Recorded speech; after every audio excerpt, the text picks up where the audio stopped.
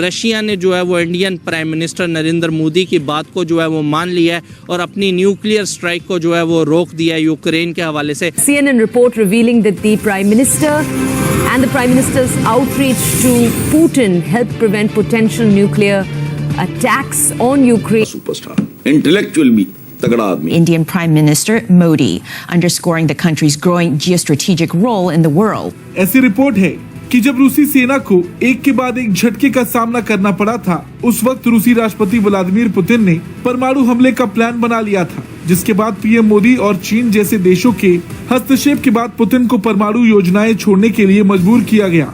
देखा जाए तो भारत ने वैसे हमेशा रूस का ही साथ दिया, मगर भारत ने हमेशा इस युद्ध को रोकने की बात ही कही है। पीएम मोदी ने कई बार रूसी राष्ट्रपति पुतिन के सामने और दुनिया के सामने भी हमेशा युद्ध को तत्काल रोकने की अपील भी की है।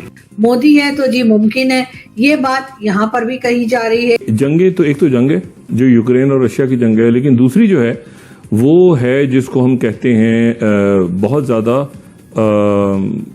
यानी हम कहेंगे जाहिरियत जिसको हम कह सकते हैं। CNN ने एक खबर पब्लिश की, उसके अंदर साफ तौर पर ये कहा कि इंडिया एक ऐसा कंट्री था जिसने इम्पोर्टेंट रोल प्ले किया रशिया को रोकने के लिए न्यूक्लियर वेपन यूज करने से। इस पे अगर देखा जाए तो डे बाय डे जिस तरीके से इंडिया और इंडियन प्राइम मिनिस्टर का जो है वो इन्फ्लुएंस बढ़ता जा रहा है पूरी दुनिया के अंदर। And clearly prime minister Modi played a role, he approached president Putin also.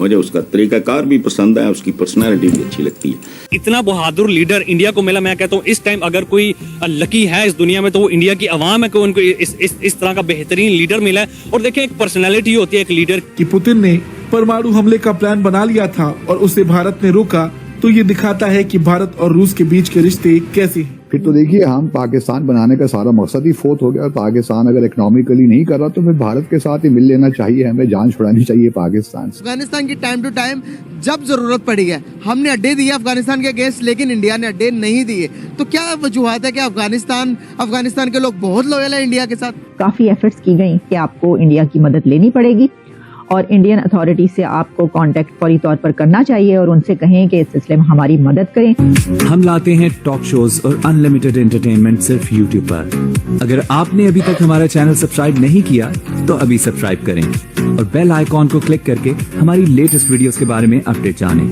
PM Modi का एक बयान चर्चा में भी रहा है। उन्होंने जब ये कहा था कि आज का समय युद्ध का नहीं है, यहाँ तक कि फ्रांसीसी राष्ट्रपति इमैनुअल मैक्रोन ने तो इसे संयुक्त राष्ट्र के मंच से पीएम मोदी की तारीफ करते हुए दोहराया था।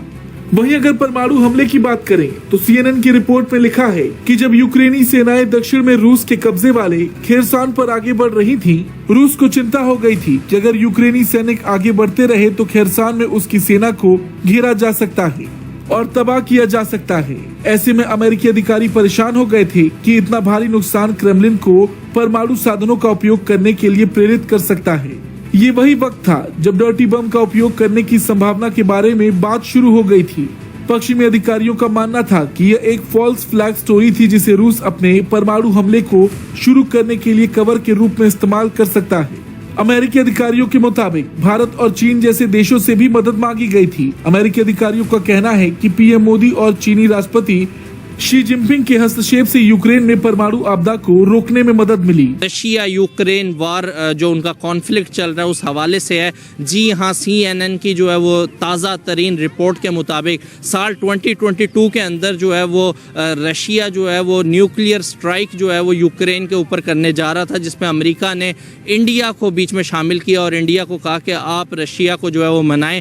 इस पे अगर देखा जाए तो डे बाय डे जिस तरीके से इंडिया और इंडियन प्राइम मिनिस्टर का जो है वो इन्फ्लुएंस बढ़ता जा रहा है पूरी दुनिया के अंदर। रशिया ने जो है वो Indian prime minister Narendra Modi की बात को जो है वो मान लिया है और अपनी न्यूक्लियर स्ट्राइक को जो है वो रोक दिया है यूक्रेन के हवाले से। आज जो आपसे टॉपिक है वो बेसिकली रशिया यूक्रेन कॉन्फ्लिक्ट के हवाले से मैं बात करना चाह रहा हूँ।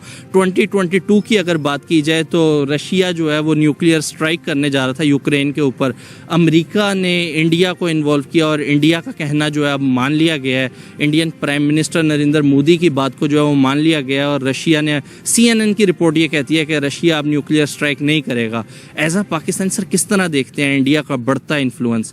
सर ये इंडिया का जो बढ़ता इन्फ्लुएंस है, अगर तो ये नॉर्मल पाकिस्तानी सोचे जिसके पास लाइक इल्म नहीं है, वो तो यही कह रहे थे नेगेटिव चीज़ है, ये अच्छा नहीं हो रहा, इंडिया इतनी ज़्यादा तरक्की कर रहा है। लेकिन एज अ एशियन सोचूं मैं तो ये अच्छी चीज़ है, क्योंकि वो भी ब्राउन पीपल है हमारी तरह, वो मेहनत कर रहे हैं। अगर हम मेहनत नहीं कर रहे, ये हमें डिफ़ॉल्ट है, वो उनका मसला नहीं है, वो मेहनत कर रहे हैं, उनके लिए बहुत अच्छी चीज़ है। दूसरा ये जो ये आप कह रहे हैं न्यूक्लियर अटैक्स वाली, ये भी चीज़ काफ़ी अच्छी है, क्योंकि यूक्रेन एक छोटा मुल्क है तो उनके पास इतनी पावर नहीं है तो वो अपने आप को डिफेंड कर सकते हैं। लाइक फ़लस्तीन में भी ये मसला चल रहा है, फ़लस्तीन डिफेंड नहीं कर पा रहा, लेकिन इंडिया की बात सुनी गई है तो अच्छी बात है। जो 5 फरवरी को जब कश्मीर डे मनाता है पाकिस्तान, पूरे पाकिस्तान में छुट्टी होती है, तो हमारे साइड का जो कश्मीर है, आज़ाद कश्मीर, वहाँ वो हड़ताल में चले जाते हैं। यानी कि एक तरह की वो नफी करते हैं कि ये ऐसी कौन सी आज़ादी है, ऐसे कौन सा कश्मीर डे है कि हम जो है वो प्रॉस्परस नहीं है।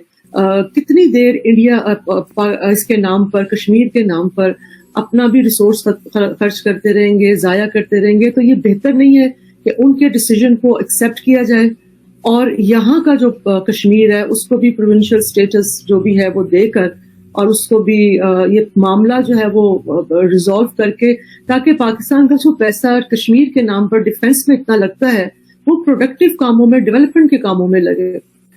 फिर तो देखिए, हम पाकिस्तान बनाने का सारा मकसद ही फोत हो गया। पाकिस्तान अगर इकोनॉमिकली नहीं कर रहा तो फिर भारत के साथ ही मिल लेना चाहिए, हमें जान छुड़ानी चाहिए पाकिस्तान से। मोदी साहब श्रीनगर गए हैं तो 6,000 करोड़ की डेवलपमेंट के प्रोजेक्ट्स उन्होंने ऐलान किया है। कश्मीरी तो भारत के साथ ही रहना चाहते हैं और आज़ाद जम्मू और कश्मीर और गिलगित बल्तिस्तान के लोग भी अब पाकिस्तान से तंग हैं।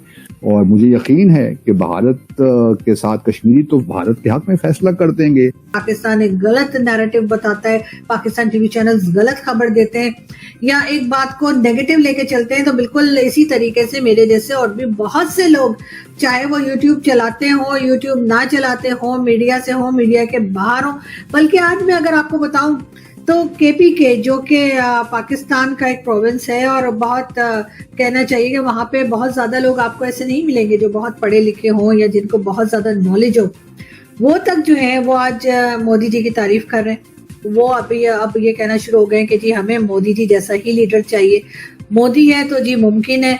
ये बात यहाँ पर भी कही जा रही है, KPK में कही जा रही है, पंजाब के कई इलाकों में कही जा रही है, सिंध में लोग कह रहे हैं। यानी कि मोदी जी ने अपने काम के जरिए कई लोगों के दिलों में घर किया। मोदी जी ने अपने काम और अपने जो उनकी एक उन्होंने अपनी कंट्री को आगे लेके गए, उसको देखकर कई लोगों ने अपनी राय उनके बारे में बदली और लोगों को पता चला कि उनके बारे में कितनी गलत बातें जो थी वो पाकिस्तान में खासतौर पे फैलाई जाती थी और कही जाती थी कि नहीं वो ऐसे हैं, वो वैसे हैं, लेकिन बाद में पता चला कि वो सारी बातें गलत थी।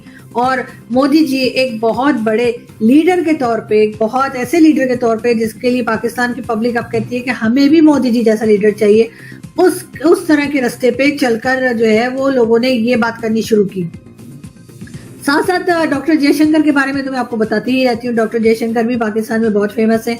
डॉक्टर जयशंकर के बारे में भी लोग बहुत तारीफें करते हैं। इतना बहादुर लीडर इंडिया को मिला। मैं कहता हूँ इस टाइम अगर कोई लकी है इस दुनिया में तो वो इंडिया की आवाम है कि उनको इस तरह का बेहतरीन लीडर मिला है। और देखें, एक पर्सनैलिटी होती है एक लीडर की, जैसे हमारा इमरान खान था, उसको भी पूरी दुनिया में सराहा जाता था। इसी तरह जो है नरेंद्र मोदी है, उनको पता है कि भाई ये कहाँ से उठ के कहाँ पे आया हुआ है। अगर ये वहां से उठ के वहां पे जा सकता है तो अपने मुल्क को कहाँ पे लेके जा सकता है और हमारे लिए कितना फायदेमंद हो सकता है। देखें, वो उन्होंने एक्सपोर्ट अपनी कितनी ज्यादा जो है वो बढ़ा लिया। नरेंद्र मोदी अपने मुल्क के लिए सिंसियर था, ठीक है, जमीन से आसमान पे खुद पहुंचा। उसके जो मुल्क के लोग हैं उनको भी मैं सराहूंगा कि उनको जो है वो ट्रस्ट किया, ठीक है। सिर्फ एक प्राइम मिनिस्टर ही अपने मुल्क के लिए कुछ नहीं कर सकता जब तक कि उसकी आवाम उसके साथ ना करे। तो आपको ये वीडियो कैसा लगा कमेंट बॉक्स में जरूर लिखिए। इस वीडियो को लाइक कीजिए, शेयर कीजिए, सब्सक्राइब करना ना भूलिए आपके चैनल EFC to Z को। तो मिलते हैं अगली वीडियो में। जय हिंद।